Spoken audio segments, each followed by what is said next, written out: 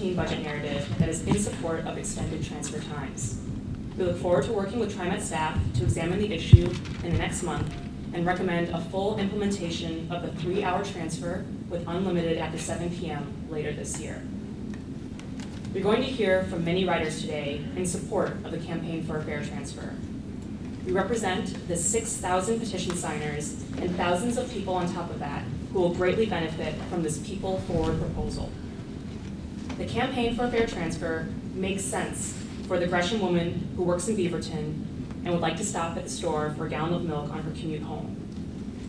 A 3-hour transfer works for the retiree on Social Security who lives in Inner Northeast and would like to meet a friend downtown for lunch on a rainy day. An unlimited transfer after 7 p.m. is economical for the family who would like to eat dinner together at the local pizzeria and stop for ice cream on the way home. The campaign for a fair transfer makes sense in a year when TriMet's budget reflects some financial stability after 5 years of consistent fare hikes, service cuts, and public apologies from the agency for misstep after misstep, which has eroded a once stellar reputation.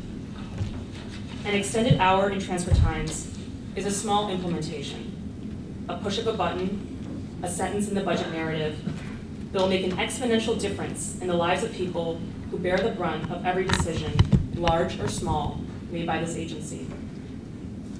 The campaign for a fair transfer benefits such a wide range of people that even those choice riders who have been driven away from the system by too many missed connections and longer wait times can consider TriMet a viable option for their short errands as well as a trip across town. In a city that takes the meme of keep calm and carry on like a sworn oath, bus riders would like to take a deep breath, sit down, and not panic about their transfer running out before their planned activities are. After all, 2013 will have been the year that TriMet extended transfer times. Thank you. Thank you. Appreciate you. So the next two I have is Joanne Reese and Kevin Hayes.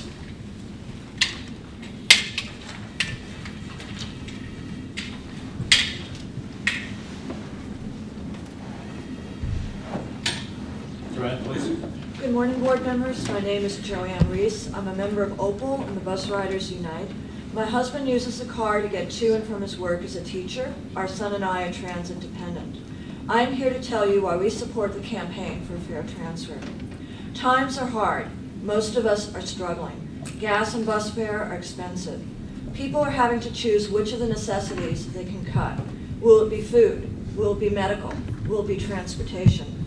With the increased bus fares, the mere 2-hour transfer, and cuts in service causing longer delays in connections when transferring, our family, like many others, has found ourselves in the position of having to consolidate errands to a much greater extent to maximize that round-trip ticket.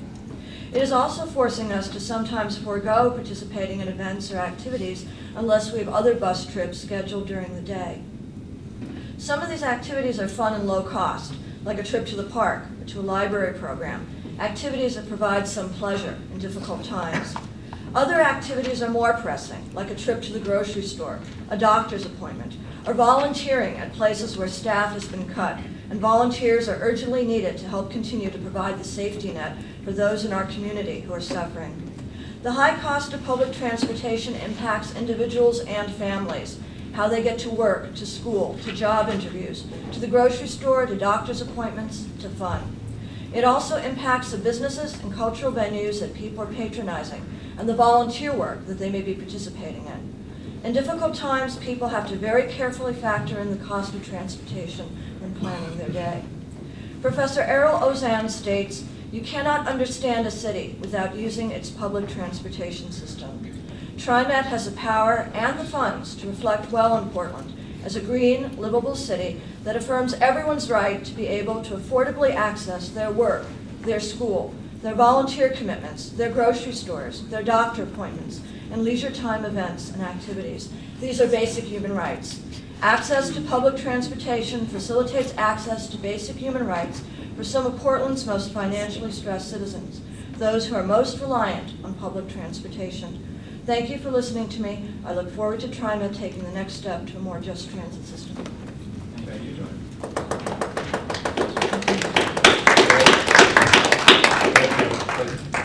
Thank you. Good morning. My name is Kevin Hayes, and I too am a member of Opal and Bus Riders Unite.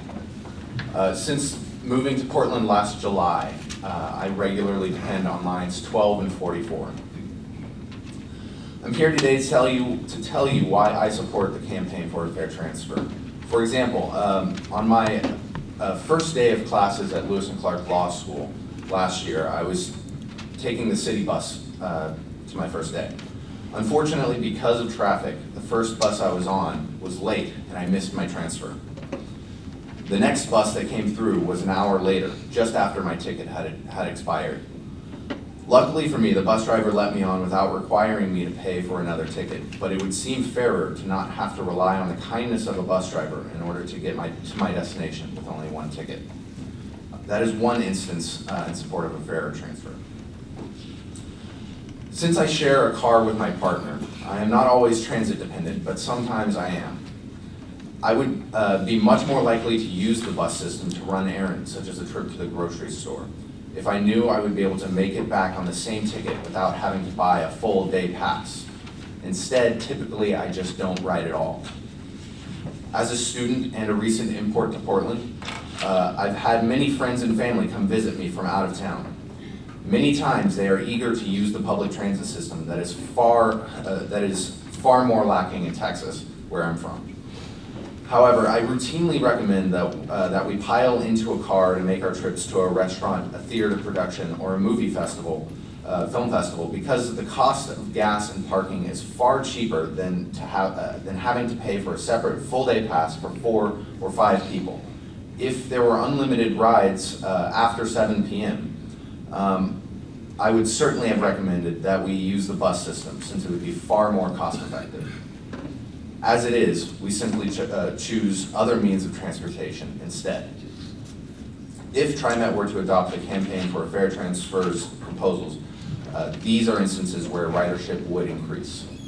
Thank you for listening to me, and I look forward to TriMet taking the next step toward a more just transit system. Kevin, thank you, and welcome to Portland. Yes.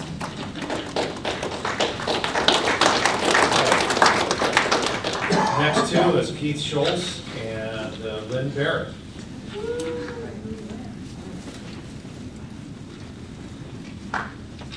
And you need the raincoat today. Yeah.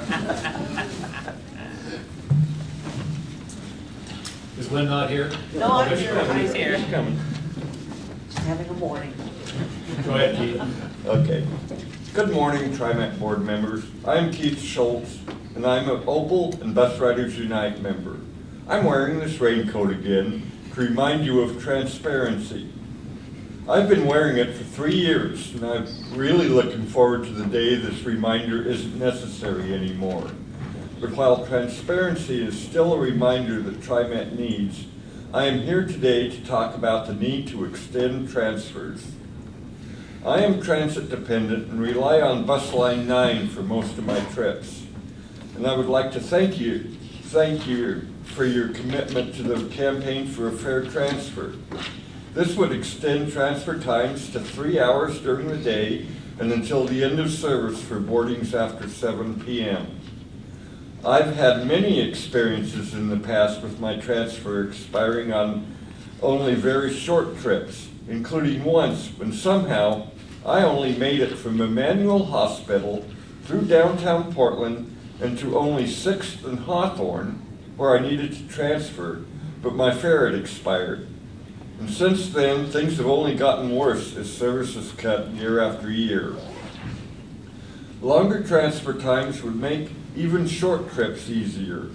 I live very near the end of the number 9 line, and I am now lucky enough to be able to afford to buy an honored citizen pass. But I am a social person, and I talk to a lot of other bus riders. They tell me their transfers aren't long enough. I hear it every day, and I wish they were able to come to a 9 a.m. meeting so you could hear it too. Please, I would ask you seriously to consider the campaign for a fair transfer and prove that you are listening to riders even when they cannot come to your early morning meetings. I hope this testimony would help you make the right decision. Thank you for listening to me. I look forward to TriMet taking the next step towards a just transit system. Thank you. Good morning, members of the board. Lynn Barrett here again. I'd like to talk today about something that I very much support and think is a good idea, the 3-hour transfer. Campaign for a Fair Transfer, which advocates for an extension of transfer times to 3 hours during the day and unlimited after 7 p.m. is the way to go. TriMet riders deserve to have value restored to our transit system through extended transfer times, especially after all the cuts last September. The campaign for a fair transfer is something that the riders will really love, and there's a good chance that you'll hear a few less complaints. I often hear from my friend Gloria in Gresham about her 2-hour commute to her job in Beaverton. A 3-hour transfer would allow her to jump off a bus to do some quick errands on her way in or on her way home. I know bus riders' time is usually not considered in budget decisions. But after Gloria's 8-hour workday and 4-hour round-trip commute, she has to catch another bus, buy another ticket to finish her household errands. That makes for a pretty long day. A 3-hour transfer will really make a difference for people like Gloria. A 3-hour transfer will likely attract new riders, or at least encourage existing riders to ride more often. Having more people get out of their cars and onto the bus and MAX is important to all of us, especially when we're talking about asthma, pollution, congestion, and safety. And safety is especially a concern of mine as a bus and a MAX rider. The last car of the MAX trains are not a very safe place to be, especially from 3 to 7 p.m. There are young passengers who are deliberately breaking the rules. They turn up their radios with really lousy music, and I've seen physical fights break out. Please put some transit police in the back of the MAX cars during this time. Maybe you can hire me to help out with this situation, because I'm still unemployed. And I get a big fat nothing for income. In closing, please consider the campaign for a fair transfer. We've endured so many service cuts and so many fare hikes. This is something you can do right now to benefit riders and you. We look forward to coming back and saying thank you in a big, huge way for extending our transfer times. Thank you. Thank you. All right, the next two I have is Tabitha Pochetti and Corey Minor. Tabitha had to leave. Tabitha had to leave. How about Corey? Is Corey here? Corey's not here. Corey's not here. All right, I'm gonna move on to the next two then. Even Moore and Sunshine Dixon. Is it even or Ava? It's actually pronounced Avon. Even, okay, thank you.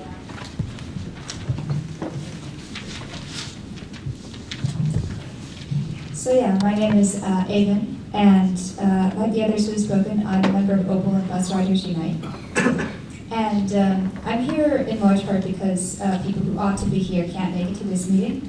So I thought that I would share a few stories with you from my experiences riding the bus and striking up conversations with other riders. On number 9, going downtown, I talked to a middle-aged woman who depended on transit to get to a day labor site early in the morning. If she got work that day, she was able to pay for another night in a motel, but she couldn't afford to rent a home, and she couldn't afford the fare to get there. Everything was tight for her. Time, money, she was exhausted and angry. And I invited her to come to one of our Bus Riders Unite meetings or to the TriMet board meeting, and she told me, I don't have time for anything. Another woman told me that she didn't go out at night if it meant buying a new ticket. She said, I'm not going to pay $5 if I'm only going to be out a few hours. Her own commute during the day lasted 3 to 4 hours and involved a couple of transfers. She said she usually ended up running out of time on her transfer, especially if the bus was late. Sometimes, though, you do have to pay $5 even if you're only going to be out a few hours. A friend of mine plays the piano in a church 2 buses away. If she bikes part of the way, she can barely make it there and back on a 3-hour transfer. On a 2-hour, it would be flat out impossible. When the new ticket machines reach our bus line, which they've just started to do, she'll be paying $5 for an hour and a half of church. When I talk about these things, sometimes I wonder if these granular day-to-day decisions that we make seem to trivialize the issue. Does it really come down to whether I go out or not tonight, or whether I pay, $2.50 or $5? But that is the kind of thinking that cash and ticket riders do all the time. That's what it means to be poor and transit dependent, and $5 is a lot of money to a lot of people. I wish more of us could be here today to tell you exactly what it means to them, but it's not easy to make it downtown for 3 hours on a Wednesday morning. So we're here to represent riders. When I explained what Bus Riders Unite does to the person sitting next to me on the 9 the other day, she said, "Thank you for doing this." Transit-dependent people have absorbed the cost of fares that are worth less every year, and they've borne the brunt of crises, both real and, like the one last year, mostly imagined. They've waited for an hour in the rain or walked a mile home in the dark because they don't have a choice. At this time of fiscal stability that's projected in this current budget, the fare transfer would have a small cost for the agency and an important benefit for its riders. Thank you for the opportunity to work with you on this, and I look forward to the day that it's implemented and I can tell my seatmate on the bus, on BRU's behalf and on yours, you're welcome.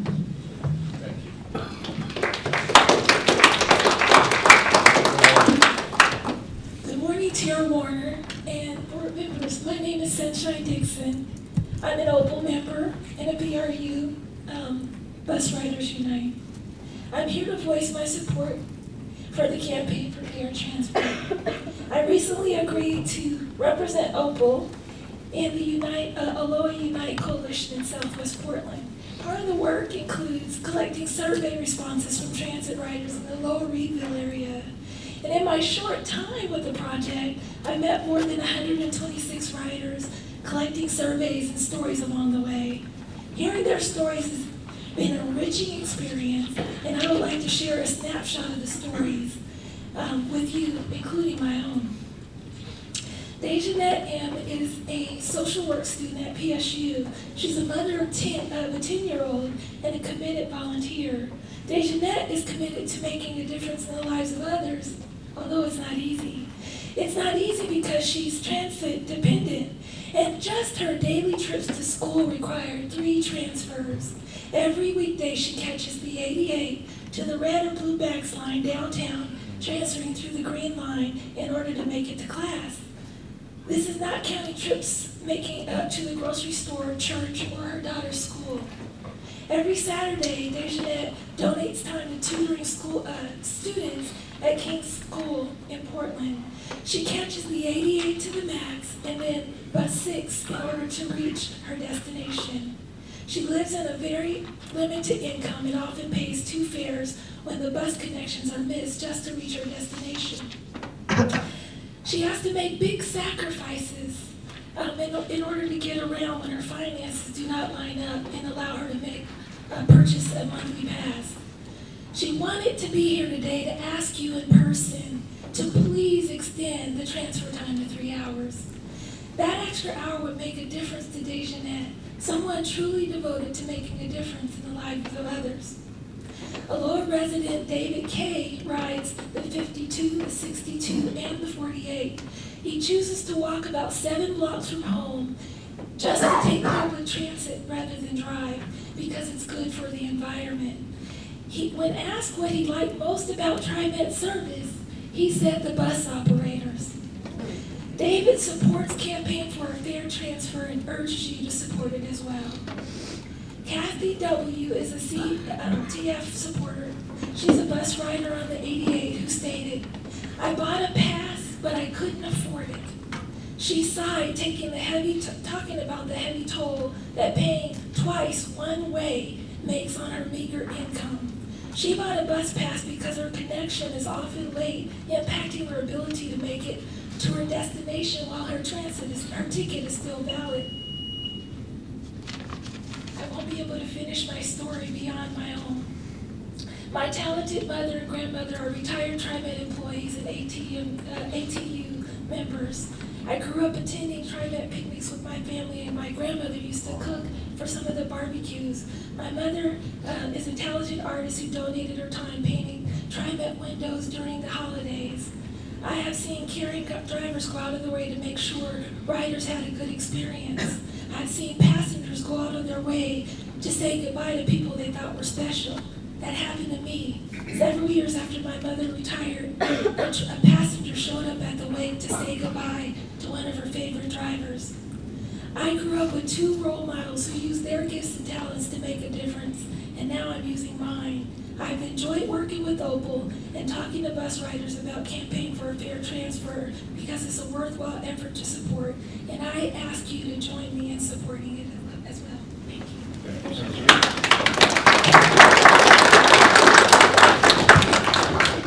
So the next two I have is Lane Jensen, and I believe he has some information he's provided us, and Samuel Diaz, also with Opal. So Lane? I'll wait for Samuel to get there.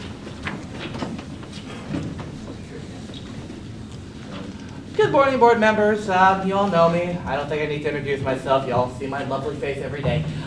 We got a problem. The problem's transparency, folks.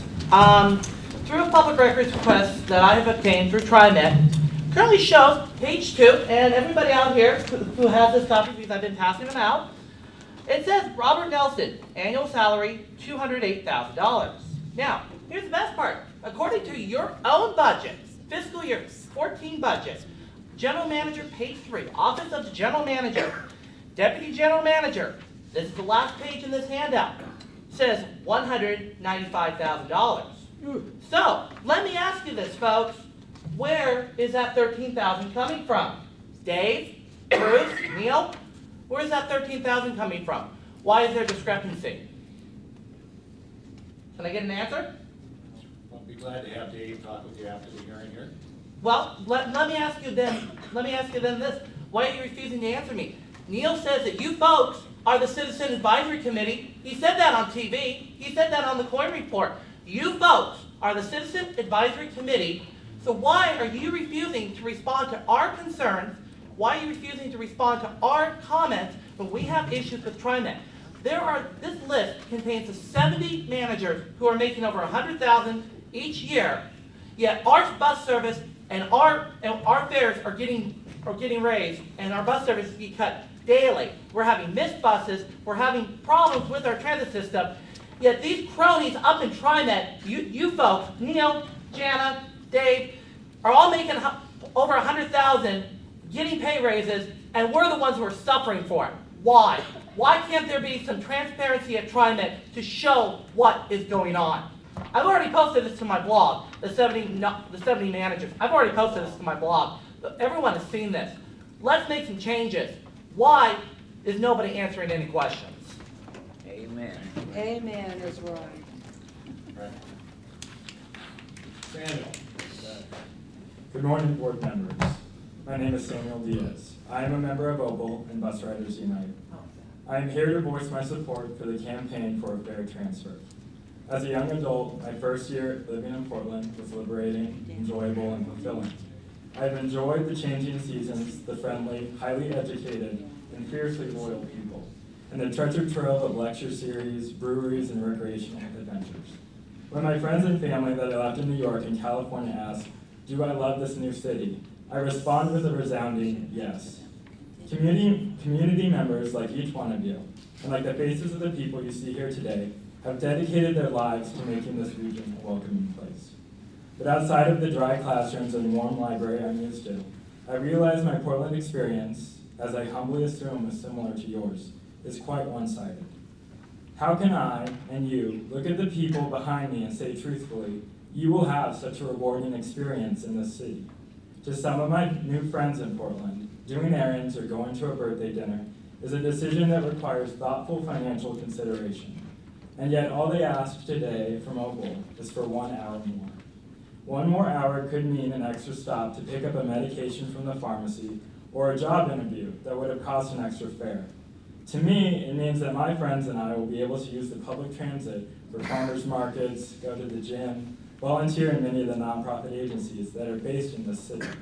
and enjoy all of Portland's quadrants safely and efficiently.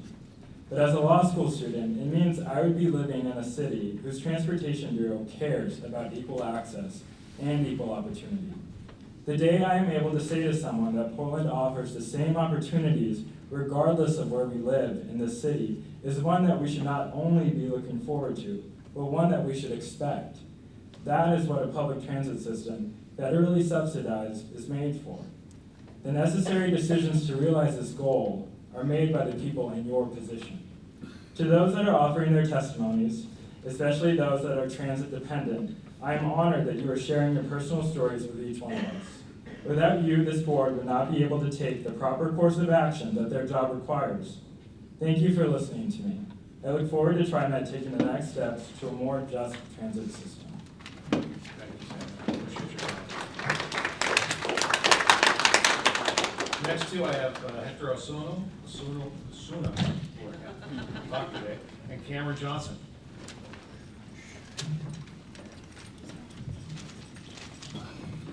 Good morning, Hector. Good morning. So today I'm actually going to be reading somebody else's testimony because he couldn't be here today.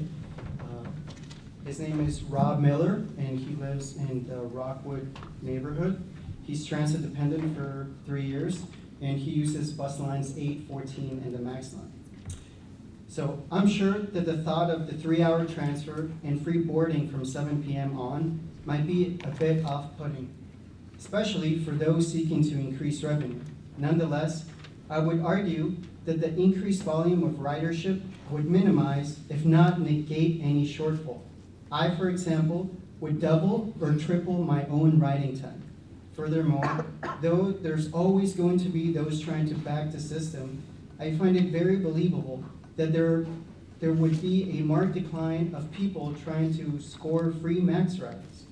In terms of building community, the benefits are hard to qualify, but I'm convinced that the benefits in this area would also abound, especially for the elderly and the other honored citizens and those with limited incomes. So that was his testimony. And something I would like to add in addition to that is that Rob lives with his mom in his household, and he has 2 kids that live on the west side. And unfortunately for his mom, since he's a little bit elderly, she's also transit dependent, but sometimes she cannot fully fulfill or do a lot of things in terms of going to the grocery store or picking up, medications, or even visiting the 2 grandkids that Rob has, that they live on the west side. And so it's unfortunate because sometimes when she purchases a ticket, certain unexpected things might happen, like buses might break down, there's a lot of traffic. And so for her, it's really difficult to actually make that commute to get from the east side to west side. And so thank you so much, and I look forward to you guys making the just decision for a transportation system. Thank you, Hector. Cameron. Morning, board members. My name is Cameron Johnson, and as you probably know by now, I'm a member of Opal, and I'm on the Bus Rider Unite Leadership Committee. I am transit dependent and have been taking transit independently since 2005. I rely on lines 4, 15, 22, 35, 72, 76, and 78. I'd like to thank you for considering taking the next steps for a campaign for a fair transfer, but the fact of the matter is, I never feel as though I'm home free. I cannot feel comfortable with believing we have a real commitment. I'm a grizzled veteran of Portland's transit advocacy, and during my service in the last 5 years, I've grown cynical and I've never been able to stop that path. Unlike most of my brothers and sisters at Opal, I never feel as though I'm able to see the light. Above all, the further along I go, the further away slips my ability to trust. You've lost my trust over the years. Many of your actions have harmed me and others who rely on TriMet. We speak on behalf of each other, yet our words never seem to make an impact. Condolences and apologies are little more than sweet nothings when many of us can't get to work, can't get to school, can't get by on the transit they rely on. Furthermore, the more I see TriMet in the news, the further my heart sinks. In the era of Stephen Colbert, TriMet has been caught time and time again, caught in the web of its own truthiness. The budget crisis simply never was. It was miscalculated and the fare increase was unnecessary, and we the riders paid the price for it. All the while when this is happening, the top executives have given raises directly under our noses from a fund that was misused. When you approach us, offering to work with us on analyzing the campaign for a fair transfer, I go into it feeling like I'm making funeral arrangements for Johnny Fairplay's grandmother. When you say you want to work with us, I can never allow myself to be at ease with the idea. You've told me that we're on the same side of things, but I can't believe this is the case when we've been on the side asking to be spared, and you've been on the side that has not spared us. This is where you've left me as a result of your actions, and doubtless many other bus riders truly feel the same way. I know you aren't fond of hearing it, and I understand because I'm not fond of living it. TriMet's actions have left us riders up a creek without a paddle many times. It's hard to mature in the world where I can't trust the organization I used to idolize as a kid. A few years ago, TriMet offering to work with me and other riders would have lit up my world. It'd be like being recruited to screenwrite for David Fincher. Nowadays, I can't sit comfortably with the idea. I keep waiting for the rug to be pulled from underneath me. The fact of the matter is that the kid within me is still ecstatic over the idea, but the cynic that's grown in his place refuses to let up without a commitment. Only one paragraph left. But here's the thing, I really hope I'm wrong about all this. I've never in my life wanted to be proven wrong about something so badly. The life of an 18-year-old cynic is not as fun as it sounds, but despite it all, some faith remains. I want to see you contradict what I've said and what you've been. It's time for us to work together, and a new leaf has to be turned over in order to do that. My fellow DRU members have given me so much faith in their amazing actions that things can be done. We've made great strides for the CFT on our own. You are, and have always been, the ones with power over TriMet. Your job is easy. All you have to do is commit and stay true to your promises. These words need to be catalysts for action. You say that you're on the rider's side. Now it's your time to prove it. Thank you for listening to me. I look forward to TriMet taking the next step to a more just transit system. Thank you, Cameron.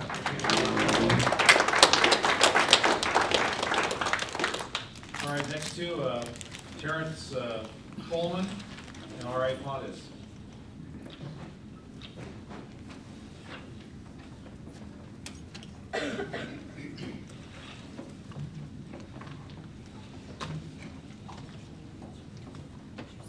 Morning, Terrence.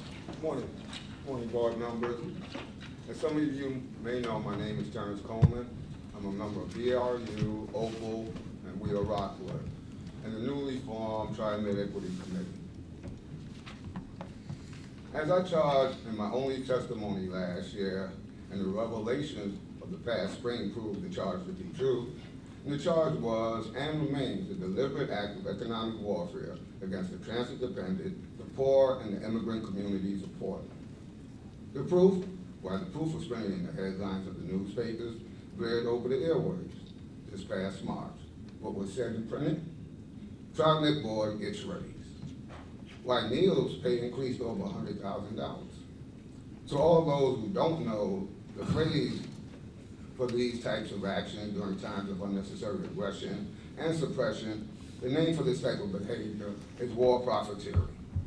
Look at them sitting there appealing once again for our trust, and I for one answer no, not again and never more.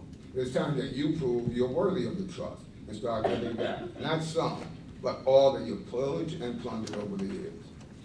From the most vulnerable of public society. Adopting the fair transfer would be a good start in this direction. Thank you for your time. I hope you were listening, and we do appreciate the reprieve from the usual round of price hikes and service cuts. Thank you.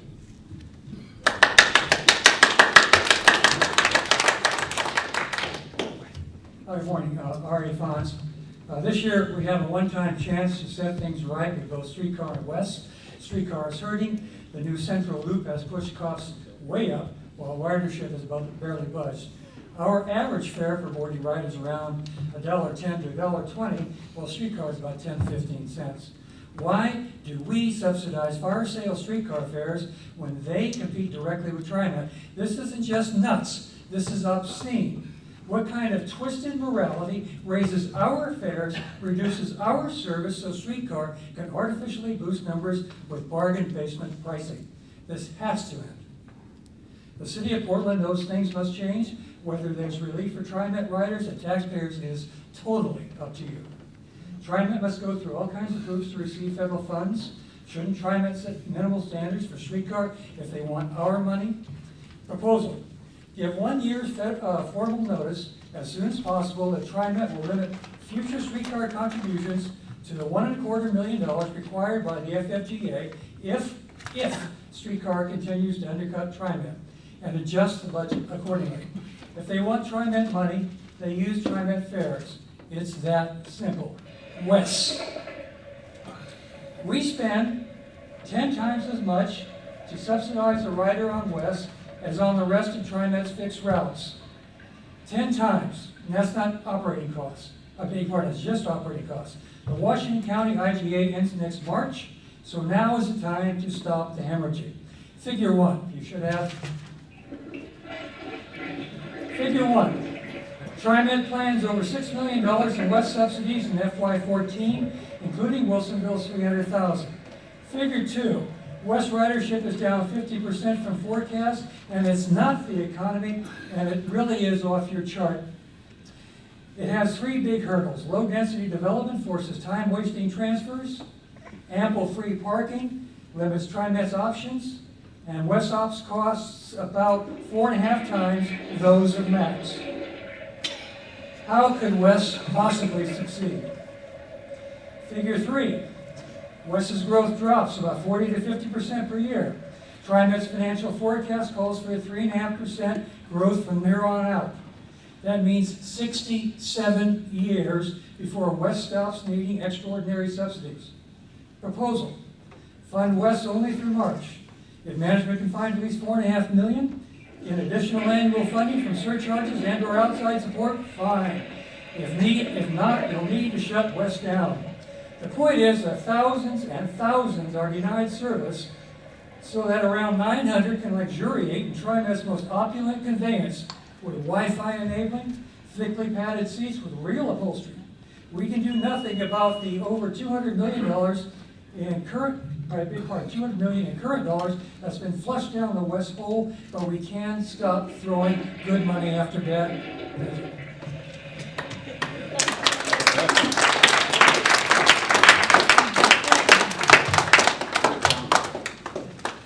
Nice visual aid. All right, the next two are Kiko Andrus and Brenda McSweeney.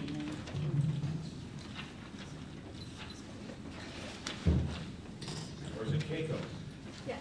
Keiko, okay. Hi. So, I spent a lot of my childhood in Hong Kong, which is the most transit-dependent city in the world. And so when my family moved to Michigan when I was 16, the lack of public transportation was one of the major aspects of culture shock. And I've lived in Portland for the last 3.5 years, but had gotten used to driving and only recently became transit dependent when my car broke down a couple months ago. And since public transportation isn't really a viable option in most of the US, I'm really grateful for TriMet. That being said, I really miss having a car. When I had a car, it only took me maybe 20 minutes to get to certain places that now take over an hour. I'm the piano player at the church that Avon earlier referenced, and sometimes I've missed my transfer on my way to church, and in a panic had to call radio cab, which resulted in $30, $40 trips that I really couldn't afford. When really just getting a $5 pass is really expensive for me. So I find that the lack of reliability and frequency of rides to places other than downtown is one of the biggest difficulties I have with the public transportation system. And if and when I get my car fixed, I think I will go back to taking my car everywhere other than downtown and the most frequently stopped areas. I think many others have these same feelings, same frustrations, and this results in only the most socially and environmentally conscious riders and those who are poor and have no choice but to take TriMet to be the only ones who are using the transportation system. which leads me to my support of the campaign for fair transfer. For the very poor, the difference between $2.50 and $5 to get to the doctor or to get groceries or a job interview can be the difference between having dinner or not. Sometimes, like these people, I've had to choose between having a meal or taking the bus. And so I would like to voice my support for the campaign for fair transfer, so that the most vulnerable residents of Portland are able to participate in society and able to access essential health services, purchase food, get to job interviews, get to church, and do other necessary errands. So, in conclusion, please help create a more sustainable and socially just city by extending the bus transfers. Thank you. Brenda? Okay, good morning. Board members, my name is Brenda McSweeney. I am a member of Opal Bus Riders Unite. I use bus 25, 20, and 77 in the MAX. I think the campaign for fair transfer is important because my friend Kim can't get her needs met to get from A to B, point A to point B. She lives in Gateway area and gets paid once a month.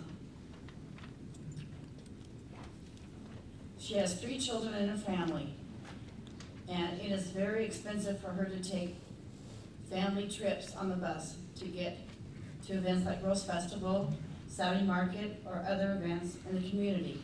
It would be nice if we can accept our proposal for a campaign for fair transfer to help Kim save money to take more trips with her family. As a single mother with limited money, the campaign for fair transfer will help her and her family have access to family activities, go to the doctor and appointments, and to take her children to school, other daily errands. Campaign for fair transfer will help my friend Kim and everyone else who rides the bus. Thank you for listening to me.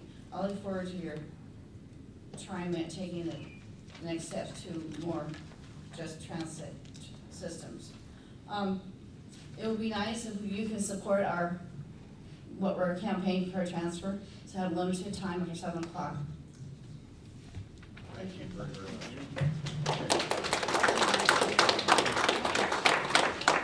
So that's the cards that I have signed up to testify in the budget. I believe, Director Prosser, you had comments from the Budget Advisory Committee. But before we do, I just want to make sure, is anybody else in the audience we missed that wanted to provide testimony on the budget this morning? Okay, thank you very much. Director Prosser? Yes, Luann Pelton was the chair of the Budget Task Force this year, was planning on being here and was unable to be here, but she did share her talking points. So with the board's permission, I'll read those into the record. In March, she shared with us the highlights of the task force's recommendations that related both to the FY14 budget and TriMet's long-term financial stability. For FY14, the task force believes the back to basics, fix what we have, pay what we owe approach is a sound one. As we stated in our final report, we believe the assumptions and financial forecasts are solid, and are pleased this budget has no fare increases and no service cuts. We are especially pleased that TriMet was able to dedicate $2.1 million to relieve lines with overcrowding and to do some modest expansion of service. This direction must continue if we are going to meet the demands for transit service in the region. We support the continued partnership efforts TriMet has engaged in through their sector planning process. The most recent example in Washington County, We support TriMet's focus on the state of good repair, the purchase of new buses to reduce the age of the fleet, and the new MAP 21 dollars that will allow capital and infrastructure improvements. This goes a long way in delivering quality service to riders. We also support smart investments in technology, such as the electronic fare and the new transfer printers now being installed in buses. To ensure the financial stability in both the short and long term, TriMet's cost structure must be controlled. That means bringing active and retiree health benefits in line with the market, holding the line on administrative costs, paying down long-term debt, and reducing operating costs. The task force supports the board adopting a strategic financial plan that outlines TriMet's present and future budget situation in a clear and transparent manner and identifies the financial issues that need to be addressed. Our report states that this can be the basis for a broader public discussion with customers, local governments, community groups, business leaders, and other regional partners on how to meet the financial costs for providing service. It is an important first step in building regional advocacy and support for a financially stable transit system. The solid transit system is at the heart of a livable community. It offers access to jobs, school, and recreation, and in the end brings overall prosperity to the region. And everyone in the region benefits from a robust transit system. The riders who are dependent on the service, those who make the choice to ride, and even those who drive. In last year's final report, the task force emphasized that building a strong transit system is a community issue, not just a TriMet issue, requiring support from all stakeholders, customers, taxpayers, business, elected officials, and local governments. We applaud TriMet staff and the board's efforts to inform and engage the community, even when the issues are complex and not easily communicated. We believe continued communication on the challenge and choices TriMet faces is key to success, creating a transit system we all want. Again, that's a statement from Luann Felton, who is chair of the task force. Thank you very much. Okay, with that, I should probably open the hearing, but I'm going to close the public hearing on the budget and go into board deliberations, questions, comments from the board. Do I see any questions or comments from the board at this time? I have just a comment. Just for clarification, I thought I heard it twice in some of the folks who testified, is that we are a volunteer board. We're not a paid board, so I just wanted to clarify that. Thank you. I guess I just want to say thank you to everybody who came this morning. Opal and Bus Riders United have been very effective in getting the word out. You've done a good job of sharing your issues and thoughts on the campaign for the fair transfer. I know that Director Stovall has met with Opal and has talked with them. Director Schweitzer, who's not here today, and I met with a couple members of Opal, and again, it was a very good meeting. We learned a lot from their perspective, and they gave us a lot of really good information, which much of it we heard here this morning. But we're committed to give a fair and open and transparent discussion of this when we have a little bit more data, and I think we're looking at probably in June, is that right? Towards the end of June. Towards the end of June is when we'll have the data from the new machines, and we'll be able to actually have some data that will allow us to make an informed decision on this. But I want you all to know that this board is committed to look at this again in an open, objective manner and have a dialogue with you about this. And we want you to be there as we dialogue and have the debate on this too. So we look forward to that discussion, and we'll make sure that all the information is provided to you well ahead of the time we actually start talking about it in public. So I just wanted to get that on the record here today. So with that, we have a budget which has gone through a tremendous amount of public scrutiny by many folks. As you heard this morning, we've had a number of hearings and opportunities for people to provide input.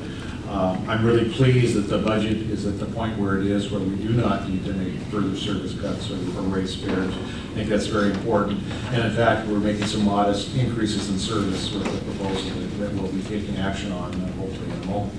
So I commend the staff, I commend everybody who's been able to put together a budget that is not where we want to be as an agency, but it hopefully will get us back on the road to bringing our service up to where we actually can start increasing service on an annual basis rather than being stagnant and going down. It feels like the stars are aligned, the economy is starting to roll a little bit, and